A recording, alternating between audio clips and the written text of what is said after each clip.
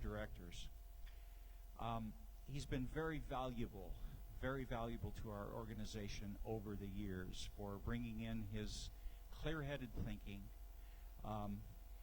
his big heart, and his ability to help us sort through the myriad of qualified speakers that we have to choose from every year to help us reach a balance, okay? Look, Don's a little bit controversial, okay? But he concentrates on the big picture, and no matter what, okay, I'm telling you guys, Don approaches everything with a big heart, and agree or disagree, he's coming from the right place, okay? He wants nothing but good, and he's really a wonderful man, and he has given invaluable service. He's been to every single Congress convention. We invited him to become a director right after the first one. He's literally our senior director, along with Wendell and myself. He's been here the longest. And he's also been to 3 out of the 4 summer events. So Don doesn't speak all the time, but when he does, it's really worth listening to. Okay? I think you're going to really, really enjoy this presentation. This is new stuff. Don has not talked about this before, and it's real, solid, good, interesting stuff. Ladies and gentlemen, Don Ware. Thank you, Bob.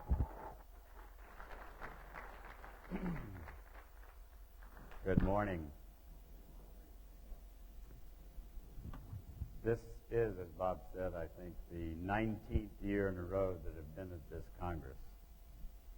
And I want you to know that I can feel the love that so many of you share when you come to the International UFO Congress conventions. I also have a serious love affair with Mother Earth. And I'm talking about sharing Earth with various intelligent species today. So what do we call them? Cetaceans, or the dolphins and whales. And these species, or groups of species, include the cetaceans, Bigfoot, which we call Sasquatch or Alma, from the mountains of Siberia, forests of Siberia, snowmen of Nepal and China, and I think they call them Wookiees in Australia. These are eternal spiritual beings in physical bodies that were designed to be non-technological. And there are 4 other species that share this planet with us that have technologies capable of allowing them to come and go from the planet fairly easily, because they have anti-gravity technologies. Homo sapiens sapiens is one of those species, and you've heard a lot about that at this Congress. Some of you may not know, unless you saw the movie last night, that in 1929 an alien species called Aldebarans came here and helped the smartest scientists develop anti-gravity technology. Now, those scientists in 1929 were German. And the Aldebarans, I think, were chosen for this project because they look enough like us where they can interact face-to-face without grossing us out too much. So I think one reason that they did that was so that we wouldn't have to burn fossil fuels in our aircraft when we started carrying people around the skies in airplanes, which we were doing in 1929.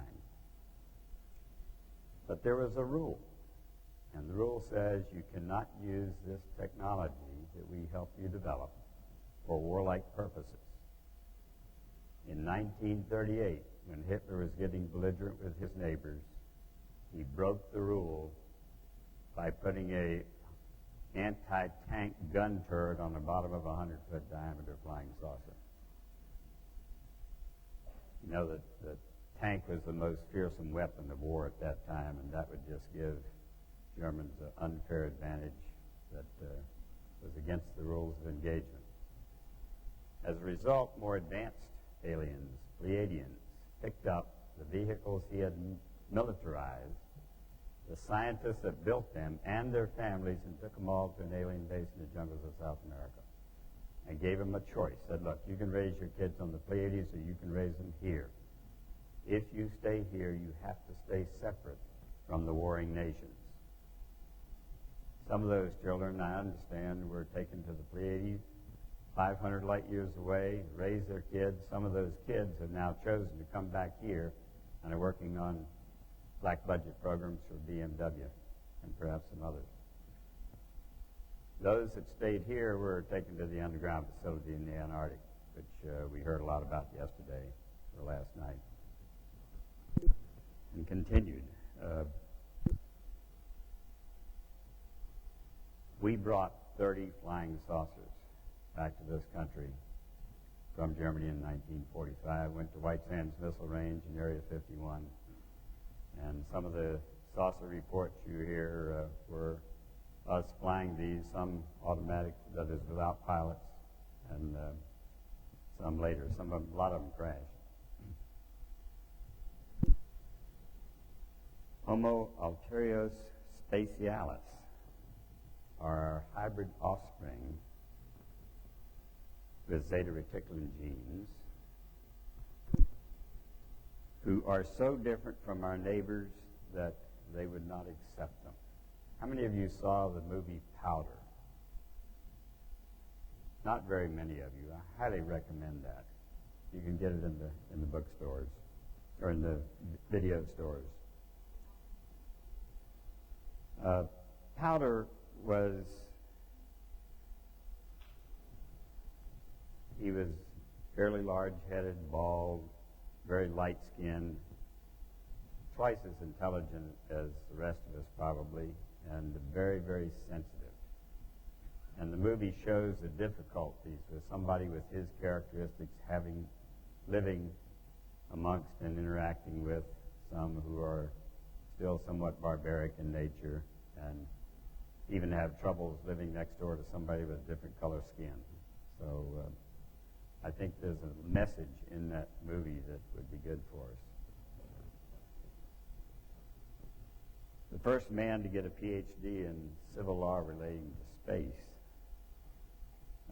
said that they are a new species that we made. I'll get to that later. The Dagon people are survivors from Atlantis, and they chose to stay on this planet after their more selfish friends chose to leave the planet. I'll tell you a little more about those later. And I want to thank Sandra Bearwolf for handing me a copy of The Sea Gods After Atlantis when I left this Congress a couple of years ago. It was the most interesting reading material I had that year by far. Reptiloids of the inner earth. That's what Lacerta called her species. Some might say reptilians. But these are the earliest long-term intelligent residents of our planet. And they were here before humans, and they're still here. Genetically engineered by aliens from the leftovers of the dinosaurs after they had some serious earth changes back millions of years ago.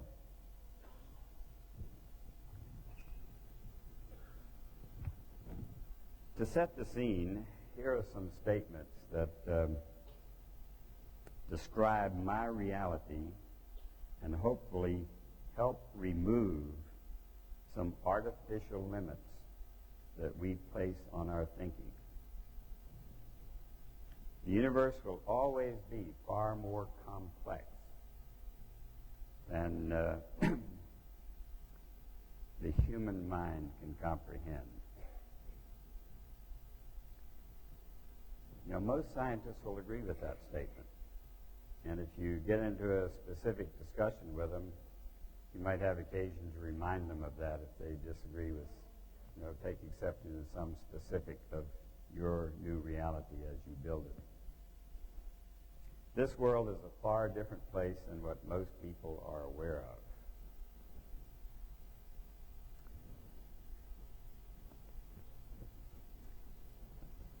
I want to describe my reality before we get into more information on these 6 species.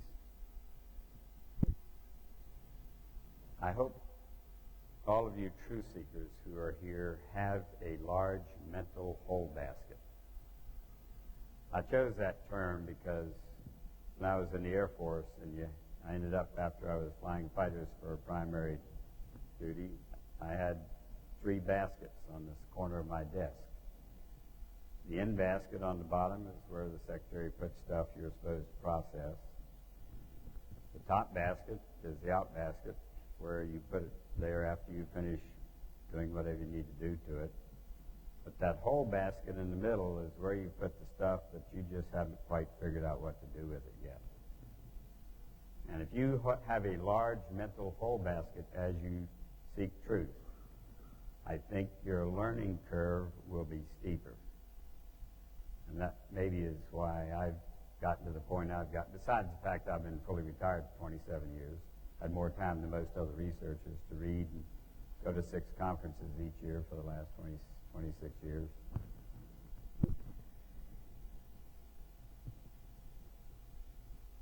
In 1982, that's when I retired, and the first day of my official retirement, I became a field investigator and state section director for MUFON.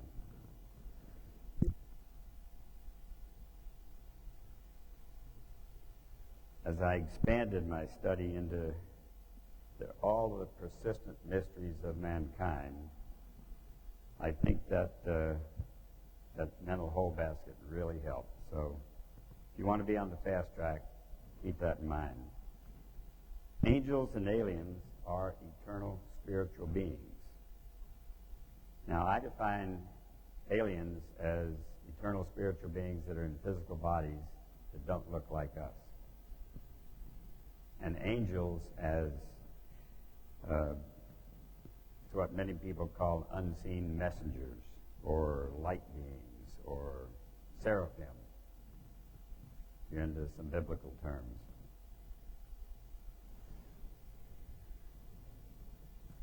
God is all that is, or universal consciousness. If you want to discuss the really big issues with others that you don't know well, I think it's really good to start off with sharing what your view of God is. You don't have to agree with the other person's view of God, but you'll have a better discussion if you're aware of how they view God. We are all divine beings. I believe there is a piece of the universal Father in you and me and everybody else.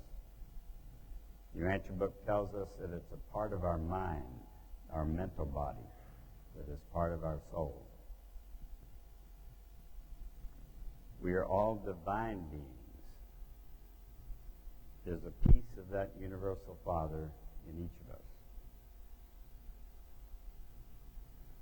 I am an eternal spiritual being, and it's a really good thing because the path to paradise is a very long path. Knowing this makes it easier to overcome fear and anger, something I was able to do 21 years ago. Intelligent life is abundant out there. I recall reading about George Hunt Williamson's Truth Seeker group channeling the Solar Cross in the 1950s in Victorville, California. He described intelligent life on the other planets in our solar system, some form on all the planets. Most of a higher vibratory rate, usually not seeable by the human eye.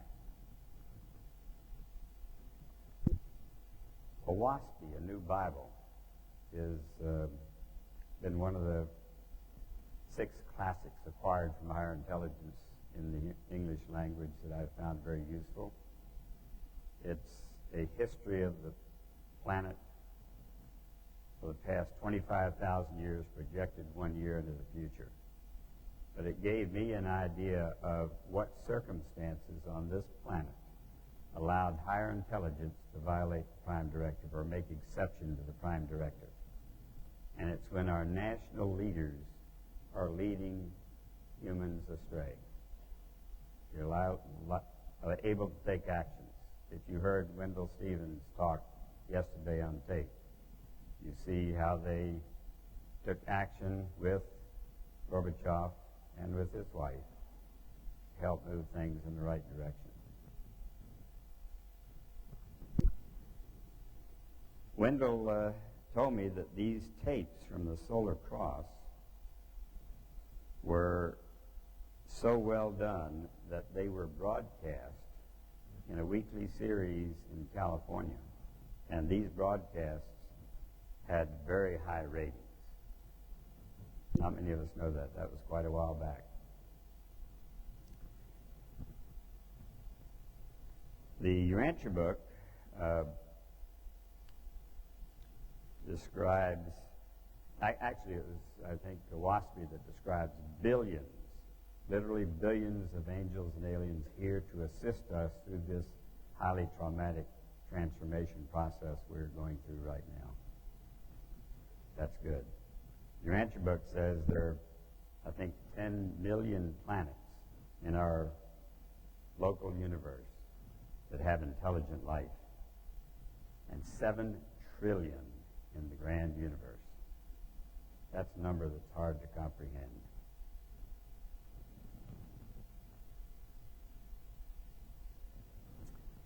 Alien vehicles crash.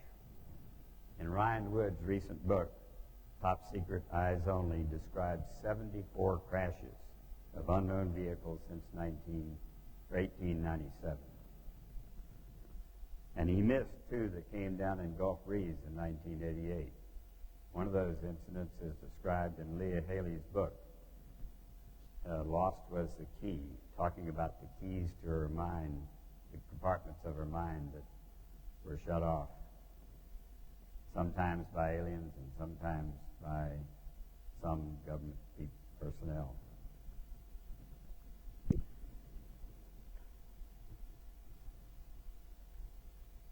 There was a lot going on in Gulf Breeze back in 1988. Ed Walters took, in 5.5 months, he had 22 encounters, including 18 separate photographic sessions. Took pictures of 3 different kinds of UFOs with every kind of camera we gave him or he used, stereo cameras, and the self-referencing stereo camera rig that he was taught to build by Bruce McAbee, our photo analyst on that case.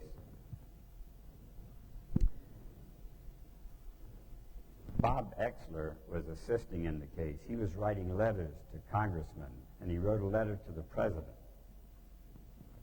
saying that, hey, there are aliens down here in Gulf Breeze. They're violating U.S. airspace, and they're violating human rights by picking up people without their knowledge or consent. And he was getting responses from the congressmen saying that, some of them are saying, well, they'll look into it. And he got one by an admiral that had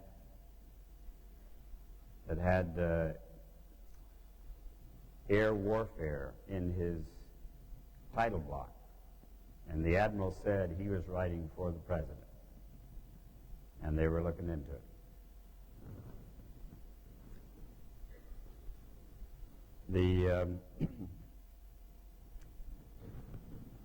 The incident, the Gulf Breeze incident that Leah Haley writes about, we know happened sometime between the 5th and 11th of August, 1988. Because those are the nights that she was in the hotel in Mississippi she was picked up from by the aliens. Now, our government got her back in that room and caused her and her husband, who was sleeping there, to wake up the next morning with no memory of anything that happened that night. I think the reason we took that vehicle down with a directed electromagnetic pulse device 10 miles south of my house there on Eglin Air Force Base is because the television crews of Unsolved Mysteries, Current Affair, and Hard Copy, those are two of the biggest tabloid TV shows they had going on, were all in Gulf Breeze trying to get the same kind of pictures that Ed Walters had been getting of those three different kinds of alien vehicles. And if they had been successful, I think it would have been too tough for the powers to be to keep the general public from getting too excited.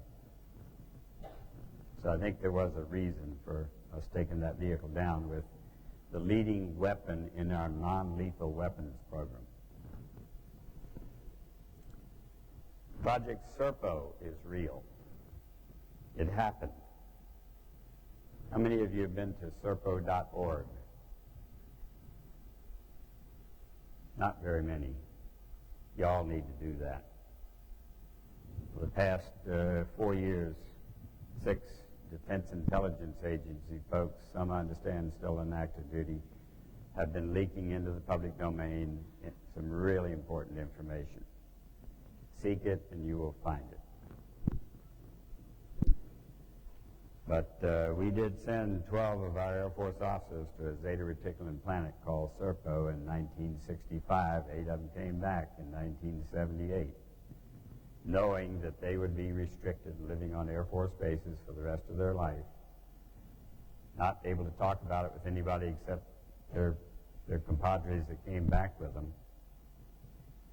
And the last one died in 2002. And according to the rules of engagement by our intelligence folks, only after that were they allowed to talk about it, so they start leaking it into the public domain. They went through their high altitude pressure training in the same pressure chamber I went through at Tyndall Air Force Base. Some of the instructors there, have been talking about what's going on. There were 16 of them trained, only 12 of them went. I personally think that it was all men. They decided that taking those 2 women that were trained for planning to go 10 years with no other humans around would be too much trouble, more trouble than it's worth. If you go to serpo.org and click any link, you'll get 30-some little buttons up top. If you haven't got time to read all that stuff of what happened on planet Serpo, at least read 27A, which is Bill Casey's all-day briefing to President Reagan in March of 1981. I mean, if that's the straight information, which I'm sure it is, it's a transcript. It has every you've got to be kidding me, that Reagan said when he was being told about Project Serpo and many other aspects of the alien presence. Just one more example of the statement I often make. There's more information about the alien presence in the public domain than any of us could possibly assimilate in the rest of our lifetime. So don't get angry about somebody not giving you, the president not telling you what's going on. They're doing it. They're just doing it in a way that maybe you don't expect. Disclosure has been happening for a lot of years now. It's just progressing in rate. Project Solar Warden is real. Human-operated, Earth-based fleet where they're supplying and taking people back and forth to our bases on the Moon and Mars and probably elsewhere. I know George Robinson, when he spoke here under the titles Space Law and Astro Law, mentioned the planet Serpo, or the moon, or excuse me, the moon Europa, which I think is the moon of Jupiter. I think alternative 3 has some truth to it, probably some disinformation too. But I think with that advanced technology the Aldebarans helped us build, we put our first manned base on Mars in 1963. We had manned bases on the moon before that. Living underground, Earth is becoming a fourth grade classroom for the soul. And the terminology of third density consciousness and fourth density consciousness, I think, is best described in the raw material.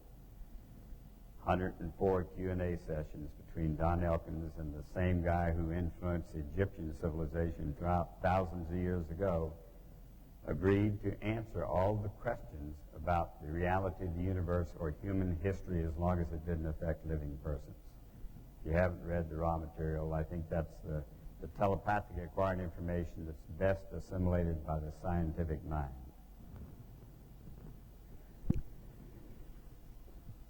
January 1992, I had a clairvoyant experience. I woke exactly 2 o'clock in the morning. It said 2:00. I was wide awake from a deep sleep. There was a video screen in my mind that had 2 sentences written on it, 2 lines each, one above the other. There was no room in my mind until I got up and wrote down those 2 sentences. The first one said, "Unconditional love is becoming the driving force on this planet." And the second one said, "I am trying to learn to express unconditional love." As soon as I wrote them down, my mind cleared to think about other things, going back to sleep. Obviously a paranormal experience.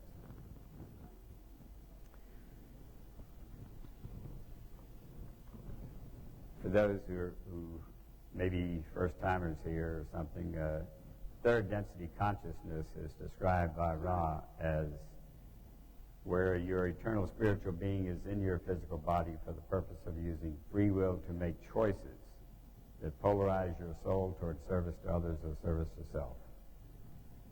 And once you make enough choices, you're ready to graduate to the next level of consciousness where your reason for being is to learn to express unconditional love of others, at least on this planet of others. There are planets where the highly selfish might incarnate for a different reason. But I recognize lots of angels and aliens assisting the leaders on this planet transform this planet to a fourth grade classroom for the soul. And I think there are probably 1 billion people who are already part of that fourth grade experience, whether they know it or not. They are the meat destined to inherit the planet. We're going to see big changes as soon as that growing minority becomes a majority.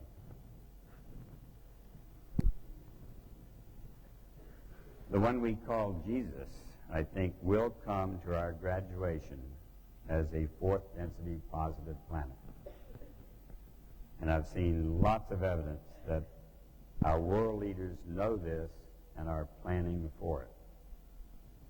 You can read a little bit about this on lucistrust.org. Formed in 1922, the year after the Council on Foreign Relations was formed, along with the Royal Institute for International Affairs and the Institute for Pacific Relations. Some of the earliest formal branches of our, what I call our world government. I actually mentioned to Scott Jones one time, I referred to it as the secret world government. And his response was, perhaps it's best to refer to it as the not-so-secret world government.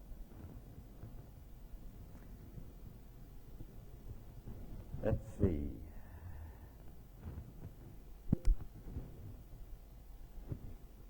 Dolphins and whales are different. I had a real good friend up in Raleigh, North Carolina, that was absolutely convinced he spent his last lifetime as a whale. in the body of a whale. I know some now that claim they were dolphins in the last lifetime.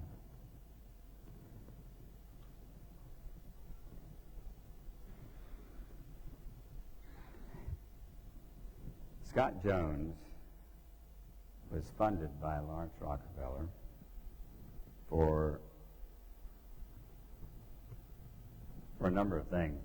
First, when Scott was working with Senator Pell for the purpose of going around the world to psychic research conferences and coming and telling him, a member of the Council on Foreign Relations, what was going on in that field. Lawrence Rockefeller had him also going to all the UFO conferences and coming back reporting to him how things were going at UFO conferences. Scott's one of the neatest guys I know.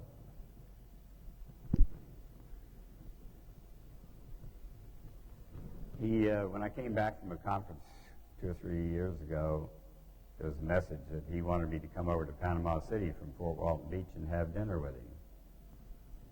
So I did, and I asked him if I could invite a couple of my friends. One was the president of the Philosophical Society over there, and the other is the place called Capstone House, Truth Seeker meeting, the guy that headed the UFO committee of that group. And we really had a good time, but he had a young lady with him who was highly telepathic.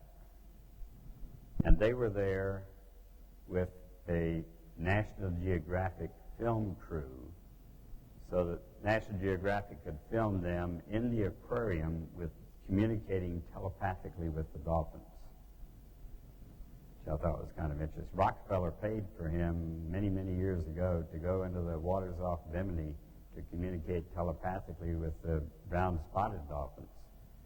I know he gave a report on that at ARE one time. And basically they were trying to get the dolphins to lead them to previously undiscovered archaeological sites.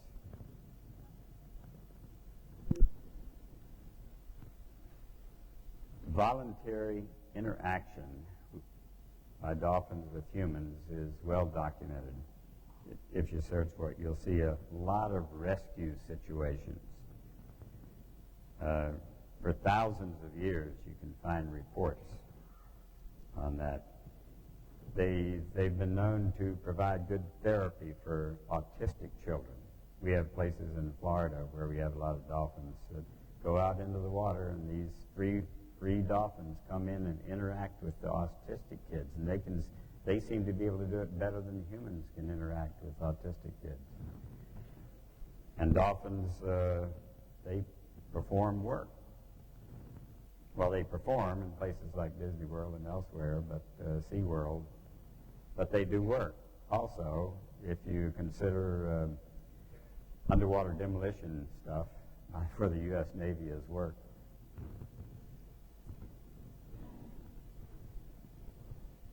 There have been a number of reincarnation cases concerning these cetaceans.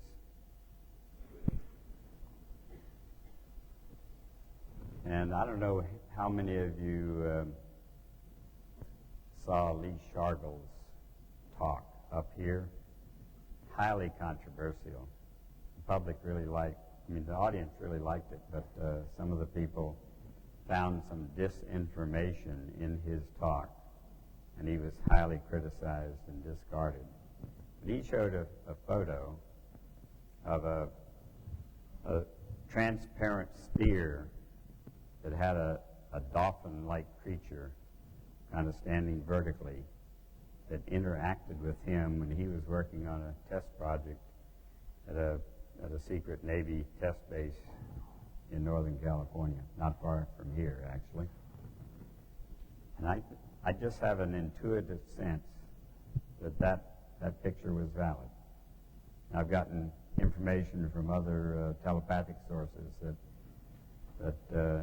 some of the creatures from off planet, intelligent creatures, look more like a dolphin than they do us.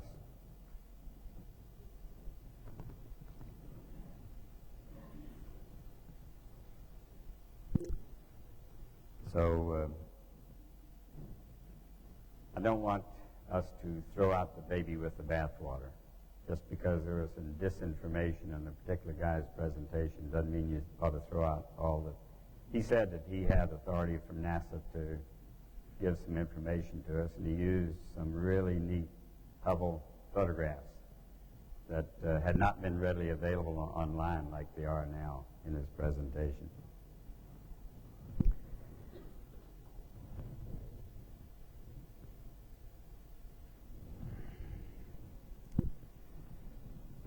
My friend Bob Reed sent me a link from Europe saying that research shows that it's not just humans who have a moral compass.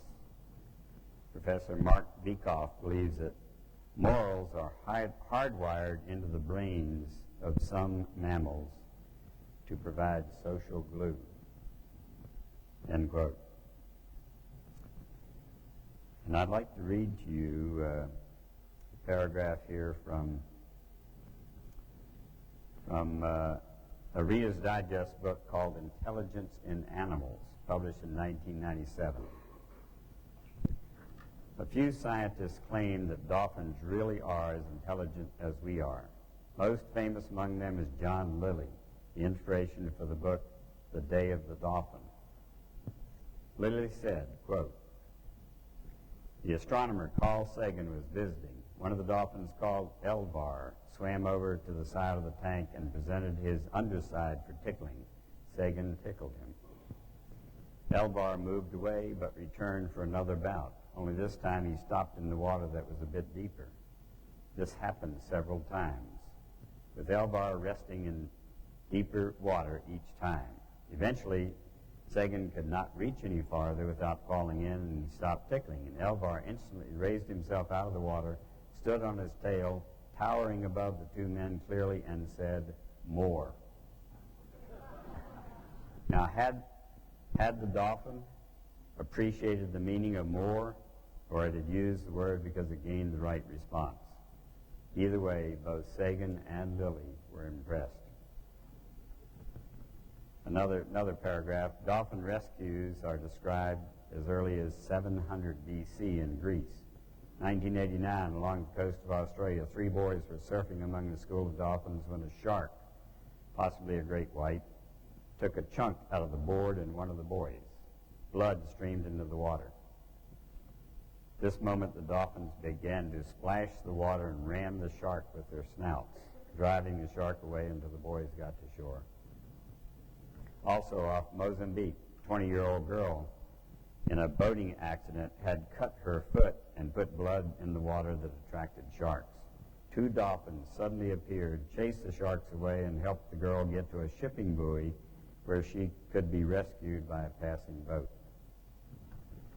And on page 151 it says that dolphins have the greatest brain to body size ratio of any animal, including humans.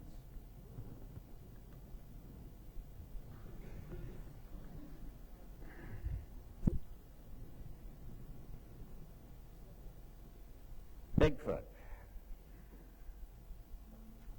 I'd like to share with you a piece of an email I got recently.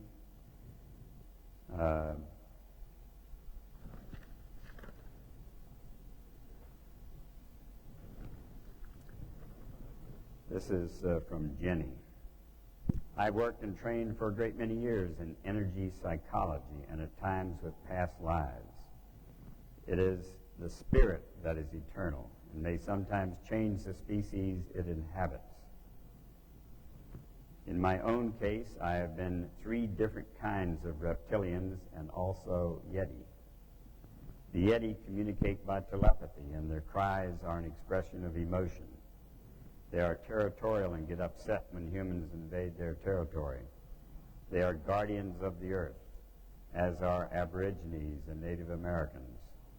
They are people too, as are the dolphin people." End quote.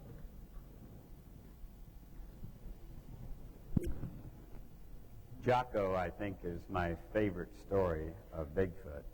And I'm not sure how many of you read a lot of books on Bigfoot, but I've read every one I could find. In 1897, when Canada was building the Cross-Canada Railway through Saskatchewan, they had a lot of Chinese coolies at the work camp, and they had cut a cut through a mountain ridge that had pretty steep sides. There was a path along the top that apparently Bigfoot had used.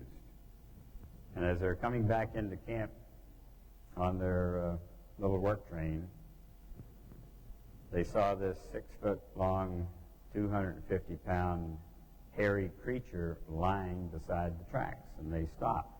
It's apparently unconscious. They picked it up, put it on a flatbed, took it to town, and built the cage before this thing came to. And he was there for 6 days, 6 or 7 days. They're trying to decide what to do with it. And they decided to take it down to town and have it put in a zoo.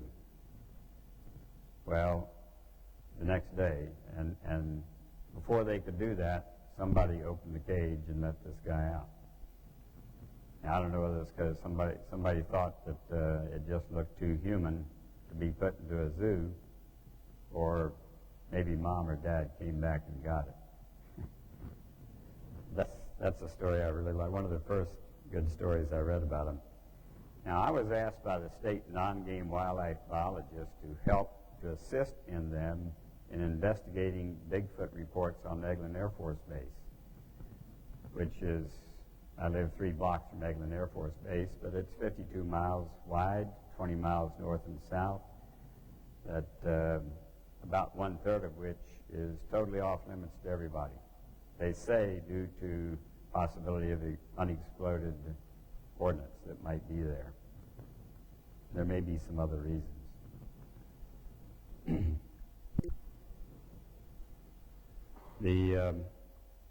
We found evidence over several years of investigation that there was a couple, big male and female, that had left the same tracks there since 1959 in the nearby farm. I started the investigation in October of 87, or maybe December 87, due to reports in October 87. And by 91, there was a 3rd set of tracks that was periodically showing up with the adults. The male track was 17.5 inches long, 8 inches wide.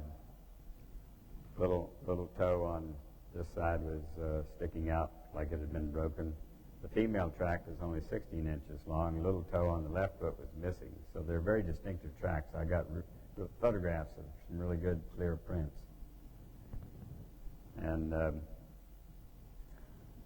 more recently, we're getting reports in the last several years. For 4 years in a row, we got reports of this 6-foot-tall guy, long reddish-brown hair, standing beside US 90, watching the cars go by between DeFunac Springs and Ponce Leon.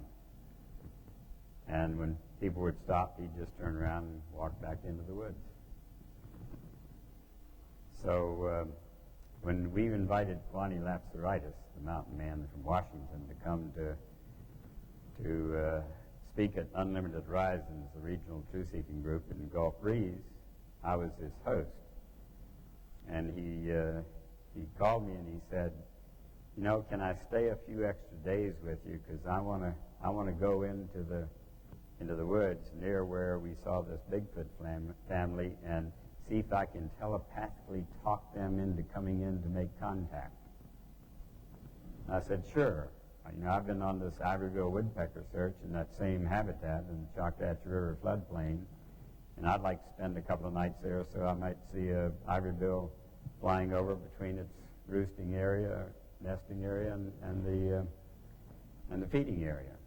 So I'll be there with my video camera and trying to get pictures of Ivoryvilles, and you can, you know, call Bigfoot in to see if he'll show. And he's a dowser, and I sent him a detailed map of the area I wanted to be in, and he put a dot on the map. He says, this is where Bigfoot is willing to meet us. And we got there. I wanted to be on the other side of the river, because that's where I saw the Ivorybill fly over the river.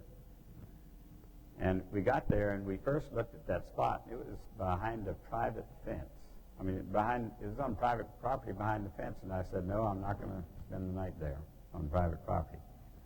So we went to my plan, which is go across the river, but the whole floodplain, it was 8.5-foot flood stage, and there was no dry land on the other side of the river. So we did camp at Morrison Springs inside of a locked gate, because the county had just bought it and had a big construction project.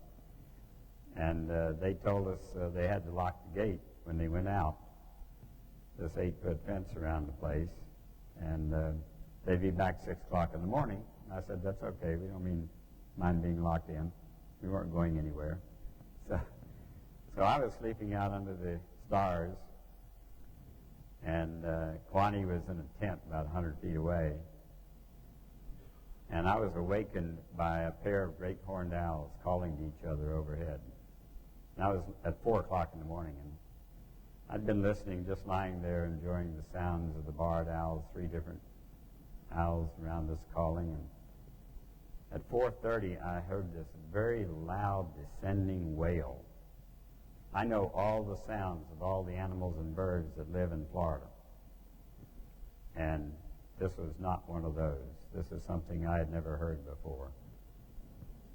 And it was coming from the gate to this place in the direction of that dot on the map. I think it was a lot closer than the dot on the map, maybe several hundred yards or closer. But it was, I'm convinced that was Bigfoot letting us know he was there.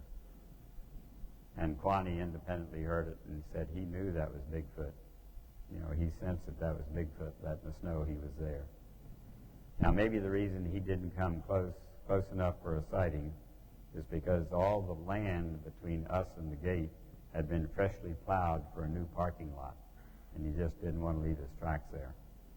I don't know. Or maybe he knew I had a video camera that has pretty good low light level capability. But I feel honored that I was allowed to hear a Bigfoot call.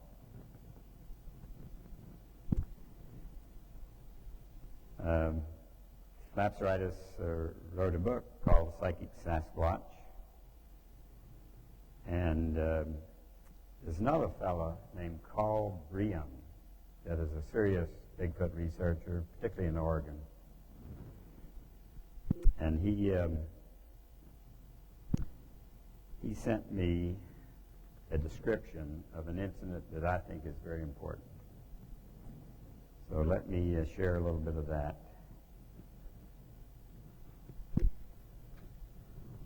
Let's see.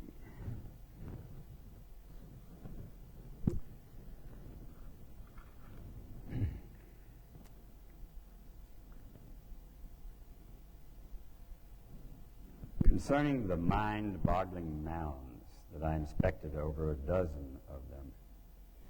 All were of recent construction, consisting of sticks and limbs of fairly equal size, woven together in a crude fashion. None of these mounds were on trails, and there were no signs of human involvement in their creation. All were above 2,900 feet altitude. Every one of them was built in a northeast direction.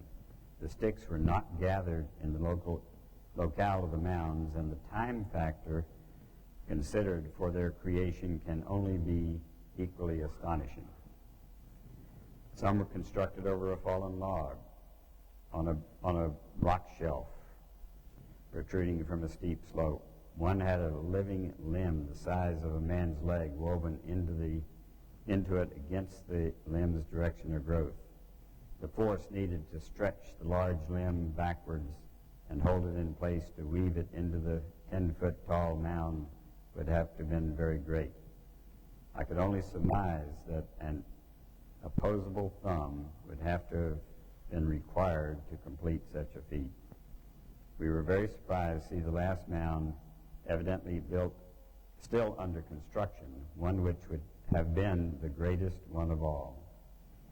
There were hundreds of sticks, limbs tossed in all around this new mound, and as we looked around the mound, we could see no source of the material.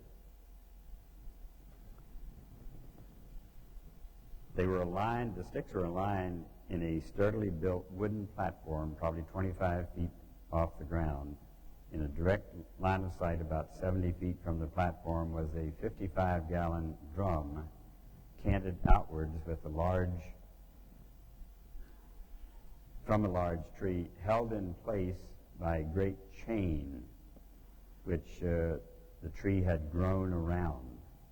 The barrel had a crescent moon shape cut in the welded-on lid. We discovered very old dried fruit in the bottom of the barrel. There were no creatures in that zone that could reach the fruit. Through such an opening, we discovered that one could reach into the barrel and while doing so presented a perfect target for a gunman up in an apparent shooting stand. The barrel was painted yellow and blue, identical to barrels one would find on a military base. As to the purpose of these mounds, he didn't know, but he says, I felt the most probable reason was a warning of an ambush site ahead. That shows a lot of intelligence in my mind.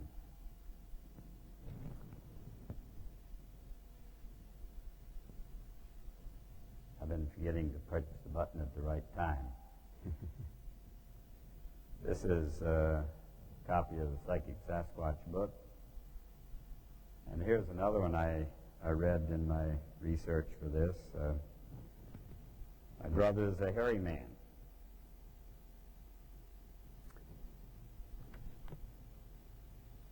Lt Trippett is a Bigfoot researcher, and Ida Cannonberg, some of you may have read her work. She's an explorer of consciousness. The two got together to write this book. And Ida Cannonberg says, Lee brought some local maps, and we dowsed several places where Bigfoot might be found, all within the coast range of Oregon. Just about there, a telepathic voice broke into our discussion to give us some specific directions. I have been steadily interacting with such voices since 1977. This was a new one. He introduced himself as Maez, M-A-E-Z, the head of a council that monitors Bigfoot from the planet Arcturus yet. That would explain the UFOs that have been seen in the vicinity of our subject. And 20 pages later it says, you have asked Ida about bones. Bigfoot is as sentimental about his relatives' bones as you are of your mother's or your cousin's. He would not willingly submit them to desecration by scientific analysis. But in the case that one of their children is born crippled or deformed, or has a defect that shows by the age of 2 or 3 years that it will be incapable of growing to care for itself in the wilderness where the family or clan lives, that child is gently smothered and buried as a service to itself as well as to the clan. This does not happen often. But if she could be convinced, the young would be taken to a medical facility where it could receive treatment and perhaps be cured or helped and later returned to her, the mother might reconsider giving over the child. So that's something that Lee and Ida worked on, and to my knowledge have been unsuccessful. It's just been a few years ago they did that. I have another short clip here I got from, actually it was from a website when I Googled Bigfoot speech.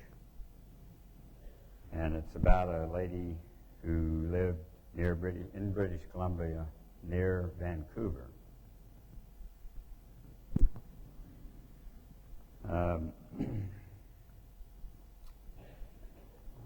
While hunting one afternoon, Victor claimed to have encountered a small, naked Caucasian boy who he accidentally wounded after firing into an opening in a tree,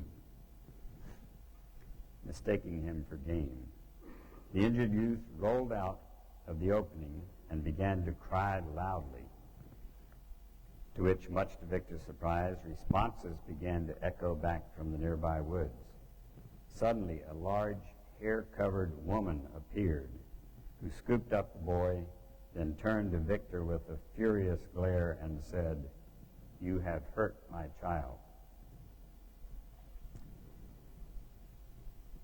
To Victor's astonishment, the Sasquatch woman spoke these words in what is called the Douglas dialect, said to be 300-year-old variant of the Chehalis language, which is seldom used or even known in modern times.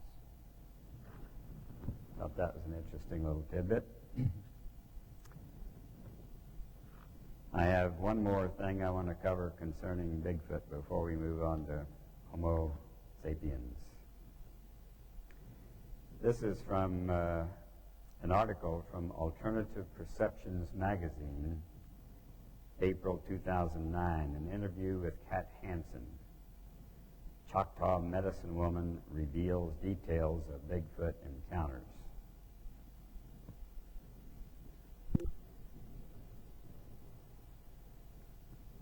Kat Hansen, let's see, let me skip on down for time purposes.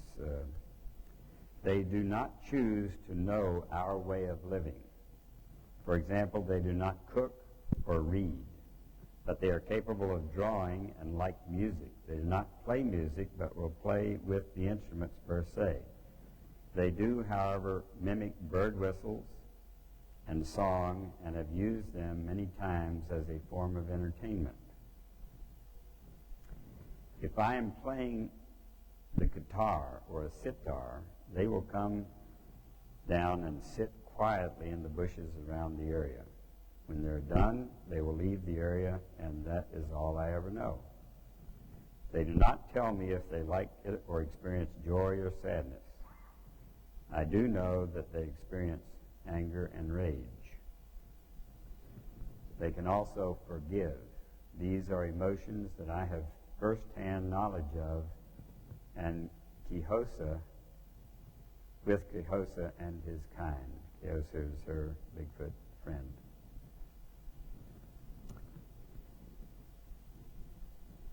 Later it says, for instance, Kehosa can mind speak to people. It is a very unusual gift that took me a long time to get used to. By this I mean he can put pictures into your head and a fleeting voice that is almost like an echo. He uses this to communicate and get his meaning across to me. It is also like flashcards strung together to create a meaning. When he does this, though, it causes me terrible pain in the form of migraine headaches and sometimes nosebleeds. She says sometimes the headaches can last for a couple of days.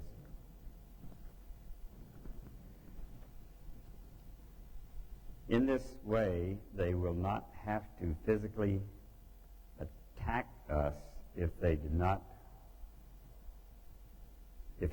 work out. They would then resort to leading the person away or chasing them away. If that did not work, they would attack. They like their private territory, I think. Here's the editor asking her a question. I understand that your first Bigfoot encounter was in Oregon. Kat says, yes. This is where I first met Kehosa. When I was 5 years old, we were deer hunting, and the adults had left me in a camp by myself. This was a different time back then when children were safe and able to be left alone.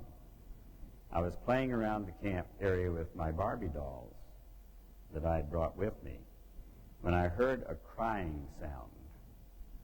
I listened and kept hearing it. I thought another child was left alone in their camp and was lonely. I looked for the sound and found it a ways into the forest. It came up to a fallen cedar tree. I came up to a fallen cedar tree, and there, sitting on the ground next to it, was a hairy child about as tall as myself. It was crying and rocking back and forth. I just thought it was an ugly child. Maybe it lived in the woods, and that's why it was so dirty. Anyway, when I realized that When it realized when I was there, it stopped crying and just stared at me. I sat down across from it and took my Barbie dolls out of my pockets and began to play with them while talking to the child. I was asking it all sorts of questions and finally got up and walked over to me. I offered it a Barbie, and it chose the blonde one. And we sat there looking at them and playing with them. A while later, the hairy child stood up and began to whine and kind of bounce up and down and seemed to be really excited about something. As soon as I stood up, all of a sudden there was this great big whomp. And there landed right in front of me was the biggest, hairiest, ugliest looking thing I'd ever seen. It was a male Bigfoot. It was growling this bone-jarring growl and grabbing the hairy kid. I kind of screamed and peed my pants and backed away all the same time. He pushed the hairy child back away from me and put himself between us and just looked at me. I started to scream really loud and turned and ran back to the camp. And she said, I told my dad what had happened, and he went with me to see the area where, the Bigfoot was. All he found was tracks. And she says, I was very upset because the hairy kid had taken my Barbie doll.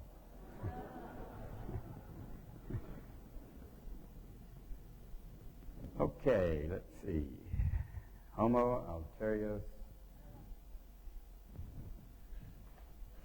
Oh, that's a picture of the mound at Carl Bream, one of the mounds, that series of them that led him to the apparently ambush site. Homo sapiens sapiens.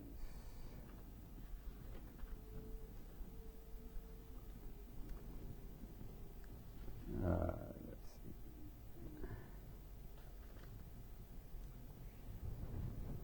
There have been many stories about the origin of our species, but my favorite is in the Urantia book.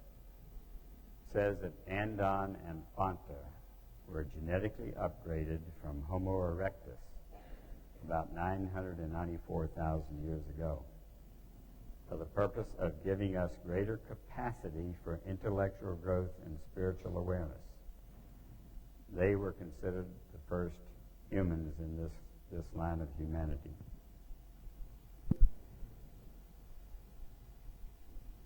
Three more upgrades occurred in our history. There were 6 colored races put on the planet, I'm told, in the mountains of northwest India, which was standard procedure, they said, when a planet is right to have this kind of upgrade. You start with the red man, the orange man is next. They call it the secondary species. The yellow man is next. The green man, secondary species. The blue man, I think, named after the eye color rather than skin color, because it says a lot of them went to the northwest, which would be the Scandinavian countries where a lot of blue-eyed people are. You might have heard in the movie, I think it was 20,000 of those blue-eyed blonde females were taken to the base in the Antarctic as a breeding stock, and 20,000 men too, as they were developing their anti-gravity technologies and preparing for our soon-to-be graduation, I hope, as a planet. The gods of old were told to go and breed with the daughters of men. That was 200,000 years ago, so you can imagine the stories could be a little distorted when that gets passed by word of mouth down to show up in our Bible about the gods of old doing that. And the Nodites showed up in our Bible too, who were the gods of old that bred with the daughters of men. Adam and Eve were on this planet 35,914 years ago. No, excuse me, 35,915 BC.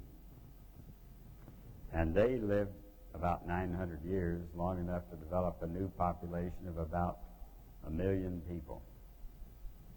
And they moved from the first Garden of Eden, which is on a peninsula in the Mediterranean off of Syria, after Eve had her problem and had the tree of life taken away from the Garden of Eden. And they went to the area between the Tigris and Euphrates, another place that had been prepared for them in case it was needed. Our scientists now can trace the Adamic genes spreading all over the world from that area between the Tigris and Euphrates. Anybody see the movie Avatar? Not nearly enough. You guys got to go out and see that movie if you haven't. In 3D, yes. But it says in the Urantia book that there was a flying creature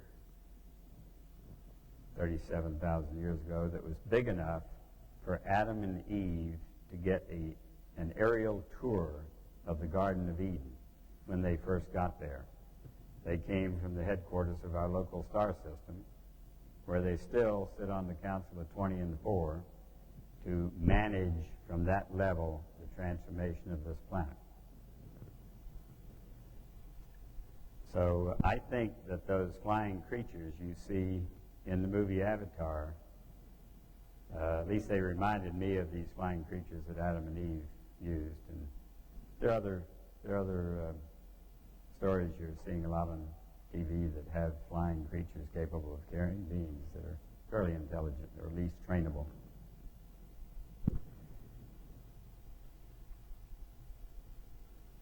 We do have anti-gravity technologies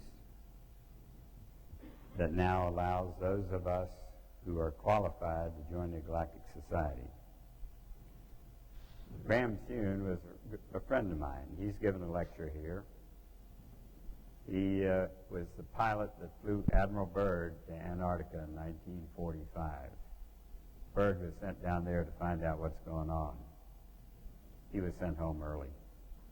But I think Byrd was able to negotiate U.S. scientists joining the German scientists in that underground base working on advanced technologies.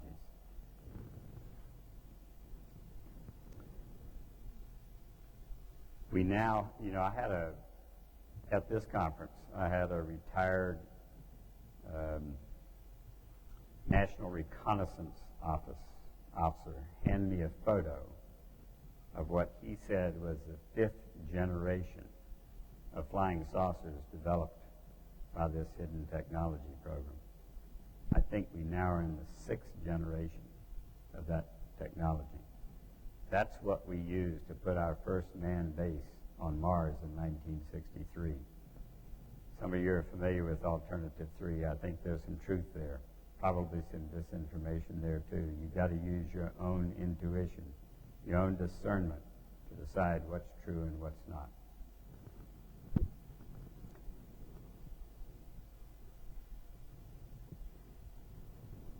I think British scientists joined that team in 45 also.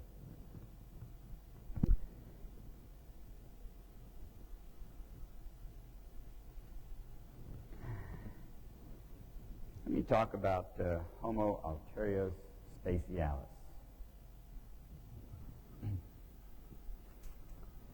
I was asked by my friend Scott Jones to assist him in finding good speakers for the conference that was put on by Lawrence Rockefeller's money under the auspices of the Human Potential Foundation, co-founded by Senator Claiborne Pell and my friend Scott Jones. And Lawrence gave Scott $1 million. First he told him he wanted to set up a 501(c)(3) to provide a service for humanity. So he called it Human Potential Foundation. When he got the money in the bank, he said, okay, what do you want me to do? And the guy said, I want you to talk the Clinton administration into releasing to the public previously classified information about the alien presence. Now, I think Scott was very successful in making that happen, but it was all done covertly. I think because of his efforts and Lawrence Rockefeller's efforts, these are Council on Foreign Relations people, we got to see the alien autopsy film. And once they show you an alien that is obviously dead, so the general public doesn't have to be too excited. And they were showing all this on the sightings. Use your free will to turn to that knob to see alien stuff. It's not a violation of the Prime Directive. Because the third grade students are supposed to do their free will choice polarization thing without having connections with the larger reality out there. They're kind of restricted to the planet. They're under quarantine, actually.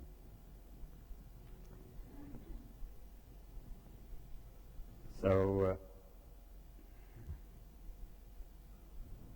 Scott Jones invited Bill Clinton, Hillary Clinton, Carl Sagan, a bunch of UN people to that conference. They all turned him down. They sent their lawyer, George S. Robinson. And I found him very interesting. The title of his book, or his presentation, was Homo Ulterior Specialis, E.T. Progeny of Humankind, and a Declaration of Interdependence. Very interesting title, but what the man said was, we humans cannot take any national law into space. We have to figure out what the cosmic or natural laws are, what laws pertain to us out there, to aliens down here, and to human-alien hybrids here, there, and everywhere. I thought that was an important message. There were only 250 people in the audience, although the proceedings of that conference were published, and you can still get them at headlinebooks.com. Just go to that website and click on proceedings, and I think there's some still available. Good reading. Every word spoken at that conference, even at the panels. I had Leo Sprinkle and Ruth Montgomery and Richard Boylan on the panel on hope, and their whole Q&A sessions of all of that is there. The invitation letters to all these VIPs are there. Their responses are all in that proceedings of that conference. It's available to seek it, and you'll find it. When that paper was published as the leading article in the proceedings, he changed the subtitle to, well, the title was Homo Ulterior Specialis, a Transgenic Odyssey. Well, anyway, I invited him to come here to speak at one of our conferences, and he accepted. I asked Scott to give me a little help on that issue. And he came and he gave a talk called Astrolaw and Space Law and Astrolaw. What he said to our audience was, we humans have already made a new subspecies, Homo sapiens alterios, and a new species, Homo Ulterior Specialis, and we did it to make us more survivable on off-planet conditions. That's a profound statement. He was not allowed to mention aliens. He told me, I was his host when he showed up here.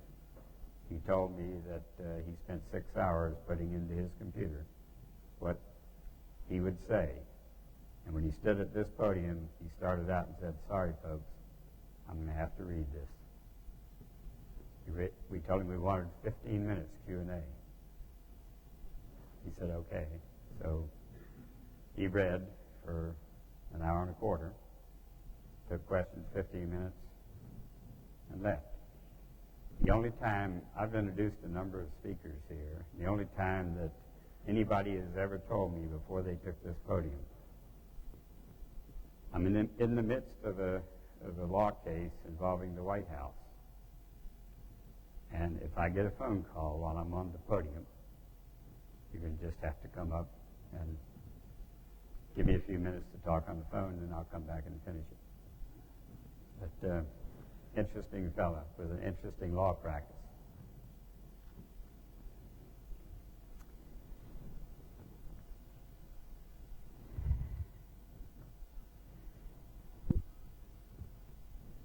Let me show you some books that you can find on Amazon.com if you will write into their search engine George S. Robinson. I think these are really interesting books. I asked him, how many books has he written? He says, more than I can remember the titles of, when I introduced him. But Living in Outer Space, published in 1976, I thought was interesting. Envoys of Mankind is the one I wrote, or I read, that was 88, I think. Declaration of First Principles for the Governing of Space Societies. Space Trek, An Endless Migration, that was 1988.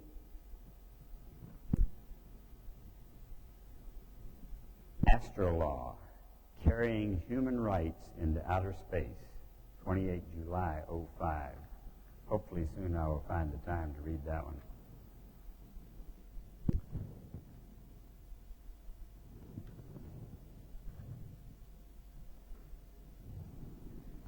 You know you got to be somebody special to get your face on the cover of Time magazine. Council on Foreign Relations controls the board of Time magazine, and I think they probably caused this picture to be there so that we would better be able to accept our hybrid children. You remember Gene Roddenberry's Earth, the Final Conflict, the last series of the Star Trek series? There's a guy named Dwan, and he looks very much like this.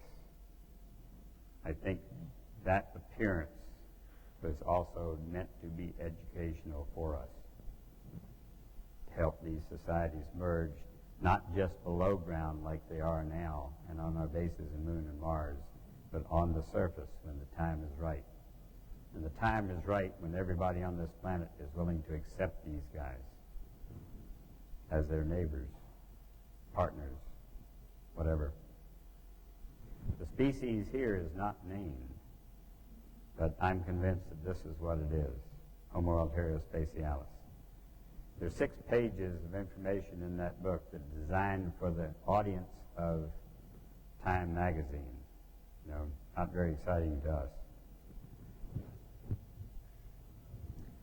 Debbie Tomey, who was Kathy Davis in Bud Hopkins' book Intruders, made this drawing of her hybrid daughter. CBS made a mini-series of her story. She was taken on board twice to be introduced to her hybrid kids. And I'm convinced that this is the same species you saw on the cover of Time.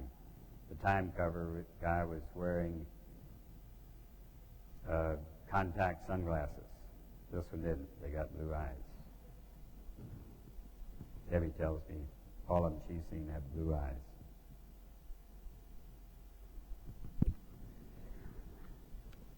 Let's see. The lady that I think has had more experience on board flying saucers than anybody I know is Kay Wilson. And her website is called The Alien Jigsaw. And she has a paper there called True Experiences of Alien Abduction. The hybrids, we are coming. Let me share a little bit of this with you.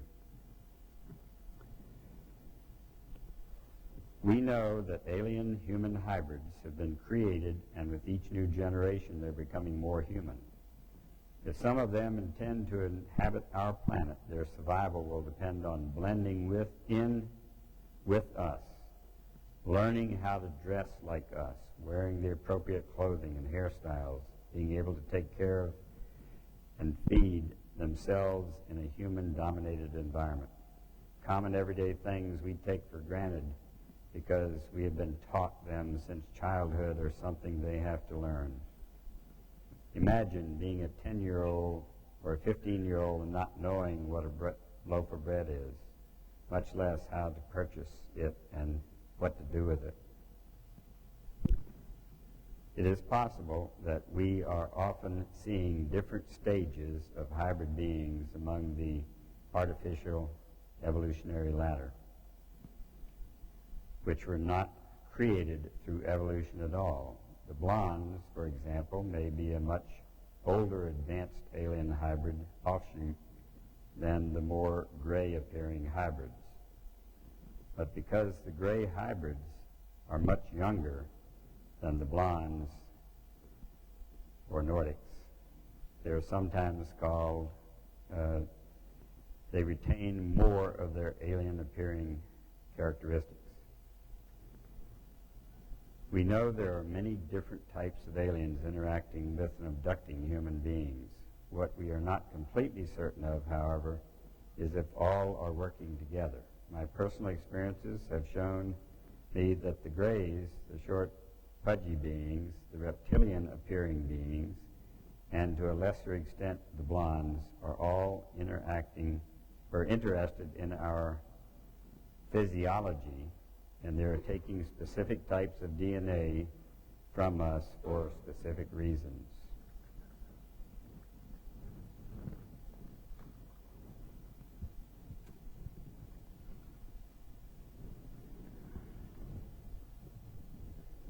Let me talk a little about the Dagon people.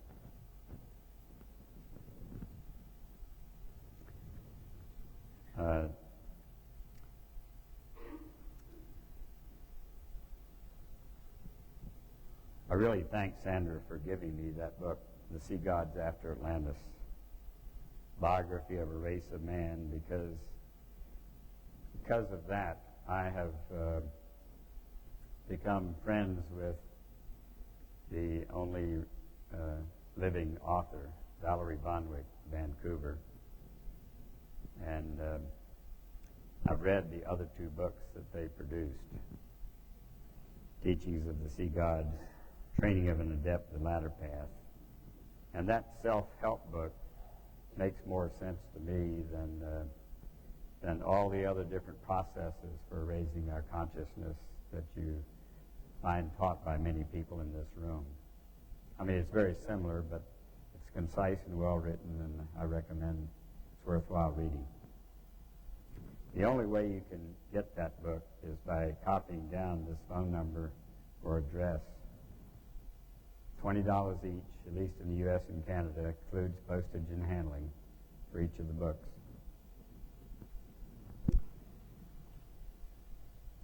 I would like to share now a few statements from that book, Sea Gods After Atlantis.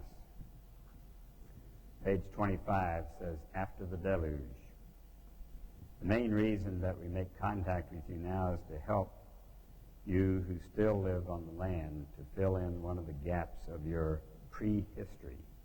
Of all the cultures that owe either their racial heritage or their cultural impetus to Atlantis, ours is the only one that retains an unbroken account from before the fall of Atlantis.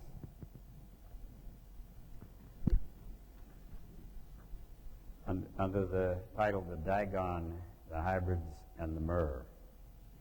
Down through the centuries, our people have often been confused with the race of Mer because of our habitat, even though there are records of our forebears' intermarriage with land dwellers of the coastal regions in isolated incidences.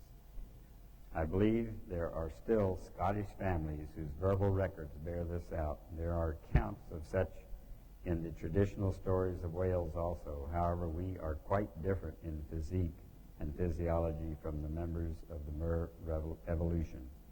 The Mer belonged to a family of hybrids whose ancestors were developed as a result of some very early crossbreeding by those same scientists who adapted our own species. What their scientists did, since they were building cities under our oceans, we now have 12 big dome cities, is they put gills in their necks so that they could stay longer underwater without coming up for a breath. This was also an effort to ensure the continuance of intelligent life on this planet by developing new species which were physically equipped to survive in a vastly changed environment. But with the passage of time, the Mer have drawn closer to the sea mammals and further away from man. I think that means that these mermaids and mermen like the dolphins a lot better than they like us. Probably good reason there. Under the title Founding of Underwater Communities, after seemingly endless years of struggle just to survive, their small settlements became established well enough in the caves to begin thinking about the process of building underwater dwelling units. capable of housing a community complete with the improvements in living conditions which they consider to be essential to the well-being of its citizens, all under one roof. For all these many years, since our people have continued to upgrade the dome cities, but to begin with, the basic problems to be solved for any of our communities were the same. One, to supply sufficient drinking water by the conversion of seawater with which they were surrounded. Two, to cope with the problem of sewage and avoid polluting their surroundings by designing and constructing efficient sanitation units. We need to work on that, by the way. Three, the need to develop a constant and reliable food supply. And four, to ensure that all life support systems solve the problems arising from pollution and did not add to them. Once our people had established their towns, both their artistic and intellectual drive took the direction toward creating an underwater copy of whatever had formerly represented the best on land, from their point of view at that time. However, if you were to visit the oldest of our dome cities first, and then visit those that were built more recently in the order of their planning,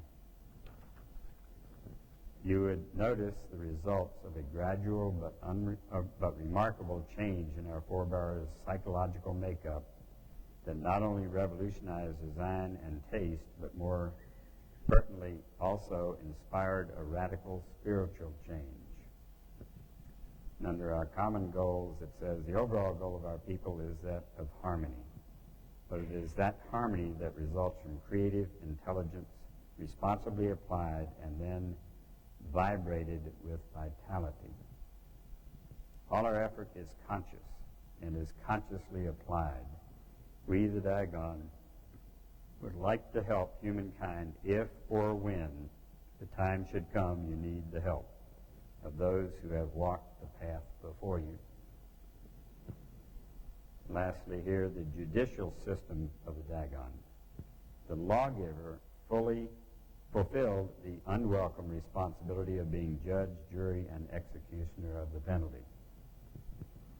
And the lawgiver has an appointed telepath to work with him. The empath is one who is especially chosen as a seer, who also possesses an outstanding ability to function on the higher planes, to register the emotional impact upon the offender standing before the law and to determine how severe the penalty should be after examining the offender's records of past lives. It should be added that one of the most important tasks that falls to the empath is to ensure that no penalty is so severe as to leave a permanent scar upon the personality of the offender, other than that which their own guilt may determine. Therefore, the empath ensures a delicate precision to a fair and just verdict. I don't know how long it's going to take to get our courts to include an empath. Maybe some of you might want to apply for that job.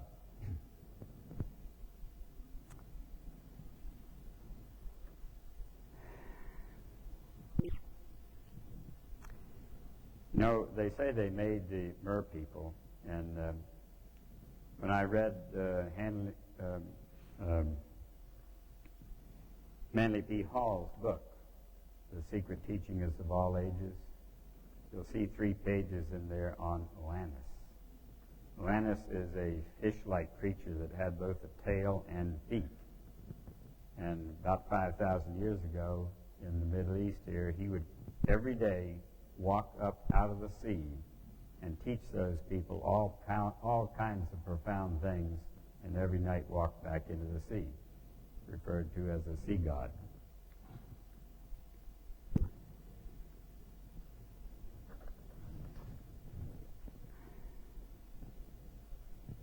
Here's the cover of that book that Valerie Hall and her husband Jonathan wrote. Sorry I didn't have this up when I was talking about it.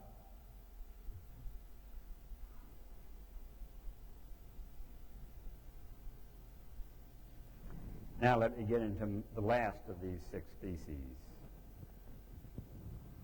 don't have a whole lot of time left, but the reptiloids of inner Earth is what Lacerda called them, and this lady was interviewed by a guy who uses the name Lt K. He doesn't want people to know who he really is because he thinks there may be government resistance to this information getting out to the world. So his first interview is 16 December, and the second one was 24 April 2000 in a secret location. Lacerda's 28-year-old female reptiloid living in an underground system on Earth. She said her people have lived here longer than humans and are descended from dinosaurs. More advanced technologically, and some of the flying saucers we see are theirs. And I copied both that first interview, which is condensed into 24 pages, now available in 6 languages. Second interview has been condensed by Lt K into 20 pages. You can Google Lacerda or whatever, or go to sabon.org, unless they've taken it down off that site. But let me share a little bit of what Lacerda told us about these most senior eternal spiritual beings that inhabit this planet and call it home. Lt K starts out with an introduction that says parts of a transcript of an interview I made with a non-human and reptilian being, December 99. This female being was already in contact with a friend of mine, only listed as EF, for several months before this interview was taken. It says, I will send this shortened version to a number of good friends of his for translation into the other 5 languages, in Finland, Norway, Germany, France. Paranormal abilities of her species, like telepathy and telekinesis, like flying an apple around 40 centimeters above her hands, were shown to me during the 3 hours and 6 minutes of the meeting. And I'm absolutely sure that these abilities were no tricks. The following is certainly difficult to understand and to believe for someone who hasn't experienced it, but I was really in contact with her mind, and I'm now completely sure that everything said during the interview is the absolute truth about our world. Question: who and what are you? As you can see with your own eyes, I am not a human being like you, and to be honest, I am not a real mammal, despite my apparently mammal-like body features, which were a result of evolution. I'm a female reptile being belonging to a very old reptilian race. We are the native Terrans, and we live on that planet, on this planet, since millions of years. We are mentioned in your religious writings, like your Christian Bible, and many of the ancient human tribes were aware of our presence and worshiped us as gods. Egyptians and the Inca, for example. Your Christian religion has misunderstood our role in your creation, so we are mentioned as evil serpent in your writings. This is wrong. Your race was genetically engineered by aliens, and we were just the more or less passive visitors of this accelerated evolutionary process. Question: your name? Please call me Lacerda. This is the name I generally use when I'm not among humans, or when I am among humans and talk with them. Question: how old are you? We measure the time not like you in astronomical years and in the revolve of the earth around the sun, because we usually live beneath the surface of the planet. our time measurement depends on periodically returning cycles in the Earth's magnetic field. And according to this, and said with your numbers, today, let me calculate, 57,653 cycles old. I have reached my adult phase and my awareness 16,337 cycles ago. This is a very important date for us. According to your human time scale, I'm around 28 years old. Question: you have a job like us. To say it with your words, I'm a curious student of the social behavior of your species. That's why I'm here and talk to you. That's why I have revealed my nature to EF and now to you, and that's why I give you all the secret information, and why I will try to answer all the questions on your many sheets of paper. Honestly, I will see how you react, how others of your kind react. I'm quite sure every one of you will refuse to believe my words, but I hope I'm wrong, because you need to understand if you want to survive the coming years. Question: are UFOs real flying objects piloted by extraterrestrials, or do they belong to your species? Some observed UFOs, as you call them, belong to us, but most not. If you read a report about the sighting of a metallish, bright gray, cigar-shaped cylindrical object with a length of between 20 and 260 of your meters, and if this object had made a very deep humming sound, and if there were 5 bright red lights on the metallish surface of the cigar, then it's likely that some one of you has seen one of our ships, and this means that it was either partly defect or that some one of us was not careful enough. We have also a very small fleet of disc-shaped craft. Such UFOs belong usually to an alien species. Triangular UFOs belong generally to your own military, but they use foreign technology to build them. If you really want to try to see one of our craft, you should have to look at the skies over the Arctic, the Antarctic, or over inner Asia, especially over the mountains there. Question: have you a special symbol with which we can identify your kind? We have 2 major symbols representing our species. One is a blue serpent with 4 white wings on a black background. The symbol used from certain parts of my society, but it is today very seldom. You humans have copied it very often in your old writings.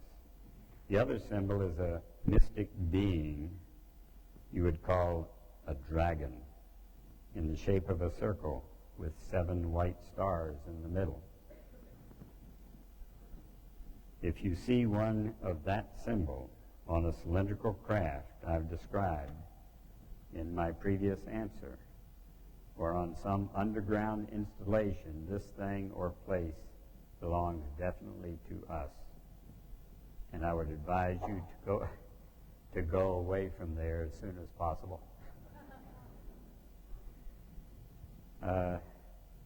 He questions the 7 stars, and the answer: Pleiades? No. Actually, the 7 stars are planets and moons, and they are a symbol for our former 7 colonies in the solar system. The stars are shown in the front of a blue background, with the dragon circle means the shape of the Earth.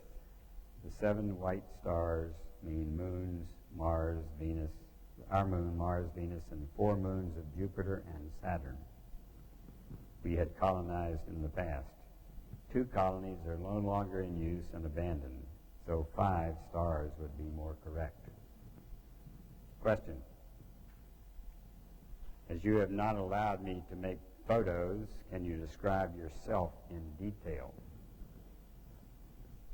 And I'll skip a paragraph or two. Like you, I have a head, 2 arms, 2 hands, 2 legs, and 2 feet, and the properties of my body are like yours.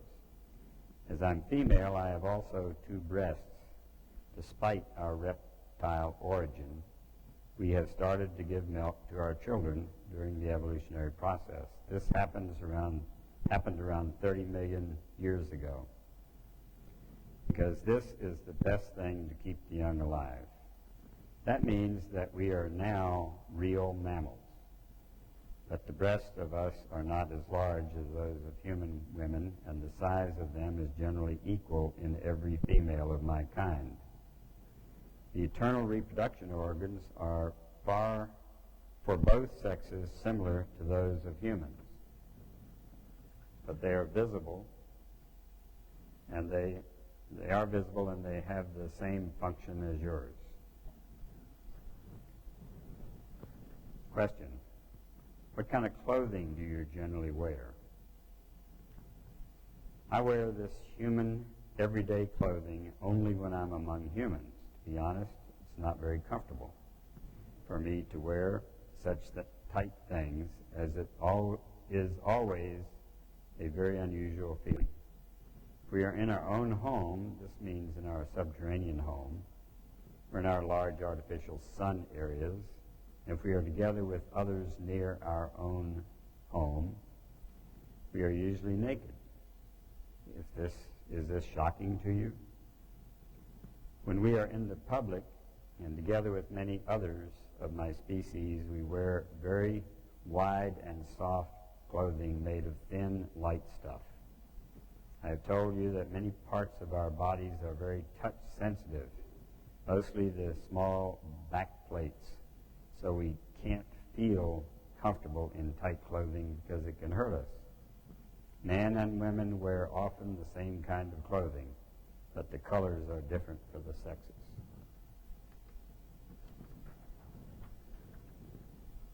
Have you a tail like normal reptiles? No, we have no tail. Question. Do you lay eggs? Yes, but not like your birds or primitive reptiles. Actually, the embryo grows in a protein liquid inside the mother's womb, but there is also an egg-shaped but very thin chalk hull around it that fills the whole womb. The embryo inside this hull is completely autark, I think it says, from the mother's body, and it has every substance it needs to develop inside the chalk hull. There is no cord like your navel cord, which is connected to a point hidden behind the back plates. There is also a cord, like your navel connected to the area behind the back plates. When the baby is going to be born, the whole egg is passed through the vagina, covered in a slimy protein substance, and the baby came out of this soft egg after some minutes. These 2 horns on our middle fingers were instinctively used from babies to break through the chalk hull to take their first breath. Our young are not so large as your babies when they are born. They are between 30 and 35 of your centimeters tall. The egg is around 40 centimeters tall. This is because our vagina is smaller than the human one, but we grow to a normal size of 1.6 to 1.8 meters. Question, what do you eat? Flesh, fruit, vegetables, special kinds of fungus, and other things. We can also eat and digest some substances which are poisonous for you. The main difference between you and us is that we must eat flesh because our body needs the proteins. We can't live completely vegetarian like your kind because our digestion would stop working and we would die after some weeks or maybe months without flesh. Many of us eat raw flesh or other things that would be disgusting to you. Personally, I prefer cooked flesh and surface fruits like apples and oranges.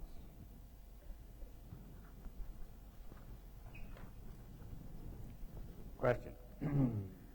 You speak sometimes about underground cities and artificial sunlight. Do you mean something like the hollow earth? No. Earth is not really completely hollow, and there is no second sun inside. This story is ridiculous and physically not possible. Even your species should be intelligent enough not to believe this. Do you know how much mass... Well, let me skip that and go on down. When I talk about our subterranean home, I talk about large cave systems. The caves you have discovered near the surface are tiny in comparison to real caves and huge caverns deeper in the earth, in a depth of 2,000 to 8,000 of your meters, but connected with many hidden tunnels in the surface, to the surface, or to surface near caverns. And we live in large and advanced cities and colonies inside such caves. Major cities of us are beyond the Arctic, the Antarctic, Inner Asia, North America, and Australia. If I talk about artificial sunlight in our cities, I don't mean real sun, but various technological sources of light, including gravitational sources, which illuminates the caverns and tunnels. There are special cave areas and tunnels with a strong UV light in every city, and we use that to heat our blood. Furthermore, we have also some surface sun places in remote areas, especially in America and Australia.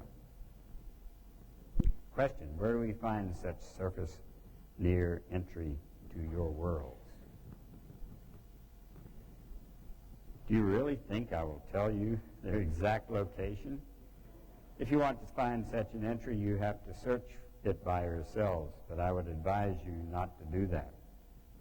When I came to the surface 4 days ago, I used an entry approximately 300 of your kilometers north from here, near here, to a large lake, but I doubt that you would be able to find it.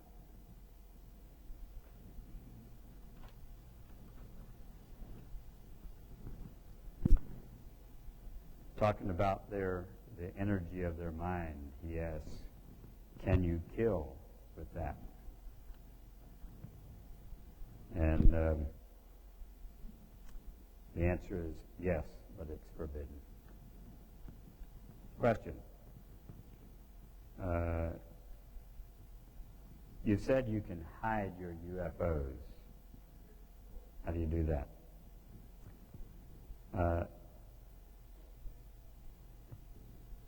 Yes, but on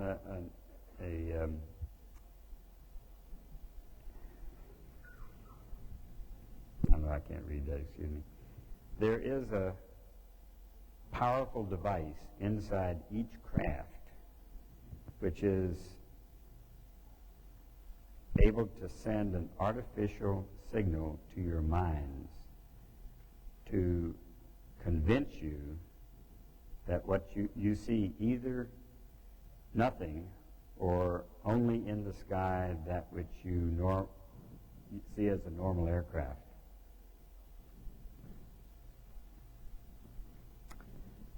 If you were able to see our UFOs, it means that the device is either defective or deactivated for some reason.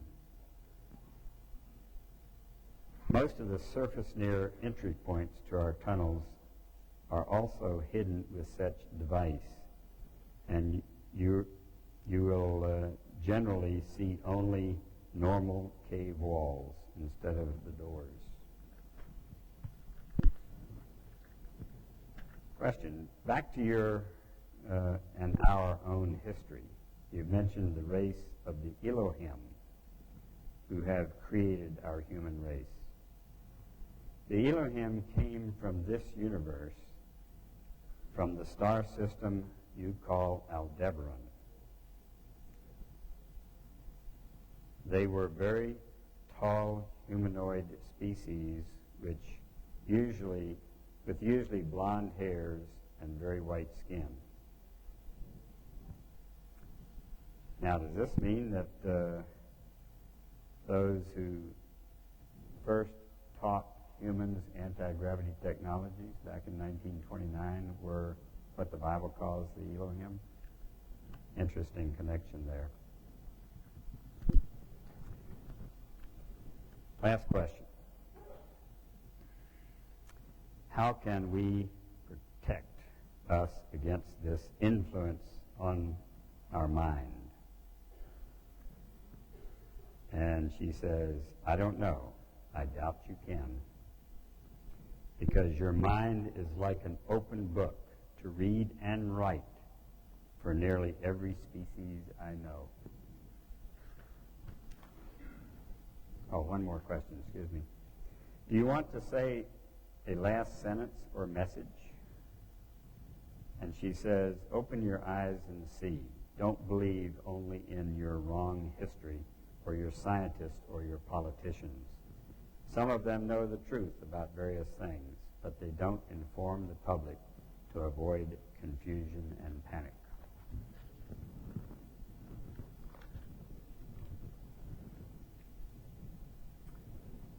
So, here are my conclusions. Intelligent life is abundant throughout the universe. Telepathy is the primary means of communication. Others read our thoughts, so watch what you think. We learn to express unconditional love in a fourth grade classroom for the soul. And all of our classmates will not look like us. How much time do I have? 5 minutes. Whoops.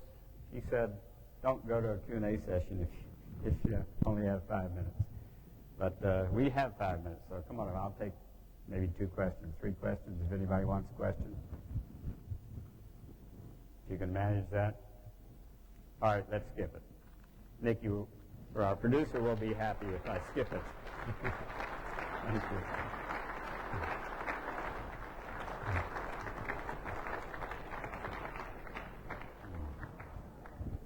Time to go to lunch.